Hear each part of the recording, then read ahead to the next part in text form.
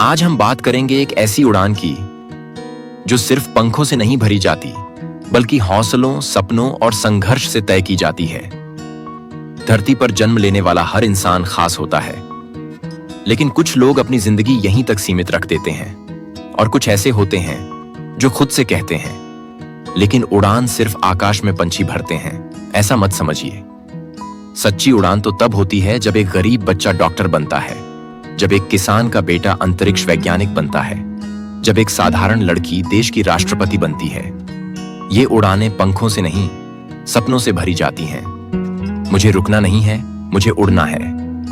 आज मैं आप सभी के सामने एक ऐसा विषय लेकर आया हूं जो केवल एक विचार नहीं, बल्कि एक सपना है। धरती से आकाश तक सफलता की उड़ान। क्या आपने कभी रात के सन्नाटे में आसमान की ओर देखा है, उन चमकते हुए तारों को? क्या आपने कभी सोचा है कि वहां तक पहुंचना संभव है? बचपन में जब हम तारों को देखते थे तो कोई कहता था, अरे तारे तो आसमान में हैं, उन्हें कोई छू नहीं सकता। लेकिन फिर एक दिन एक इंसान आया जिसने कहा, मैं धरती पर नहीं रुकूंगा, मेरा सपना है आकाश को छूना। यह कहानी है कल्पना चावला की, हरियाणा के करनाल की एक साधारण लड़की जिसने उड़ान भरने का सपना देखा। जब वह छोटी थी तो स्कूल के बच्चों की तरह किताबों में नहीं, आसमान में खोई रहती थी। बाकी लोग गुड्डे गुड़ियों से खेलते थे और कल्पना चावला अपने कमरे में बैठे अंतरिक्ष की कल्पना करती थी। लोग हंसे, ये क्या सपना है, एक भारतीय लड़की और अंतरिक्ष, ये संभव नहीं है। लेकिन दोस्तों, याद रखिए, सपना वो नहीं जो नींद में आए, सपना वो है जो नींद ही ना आने दे। कल्पना चावला ने वही सपना देखा।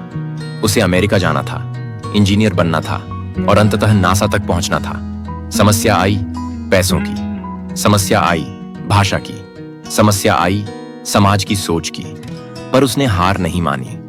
वो कहती थी, मैं अंतरिक्ष में इसलिए नहीं जाना चाहती कि मैं प्रसिद्ध बन जाऊं, मैं वहां इसलिए जाना चाहती हूं क्योंकि मैं जानना चाहती हूं कि ब्रह्मांड में क्या छिपा है। और फिर 1997 में कल्पना चावला पहली भारतीय महिला बनी जिन्होंने अंतरिक्ष की यात्रा की। धरती की सीमाओं को लांघकर वह उन तारों के बीच पहुंची जिन्हें देखकर कभी सपना देखा था। लेकिन कहानी यहीं नहीं रुकी। 2003 में जब वह दोबारा अंतरिक्ष मिशन पर गईं, तो लौटते समय उनके अंतरिक्ष यान कोलंबिया का हादसा हो गया। उनका शरीर तो इस पृथ्वी पर वापस नहीं आया, पर उनके सपने, उनके विचार, उनकी प्रेरणा आज भी हर लड़की और हर लड़के के दिल में जिंदा है। कल्पना चावला ने सिखाया, आकाश की ऊंचाई कोई सीमा नहीं है, सीमा होती है केवल हमारी सोच की।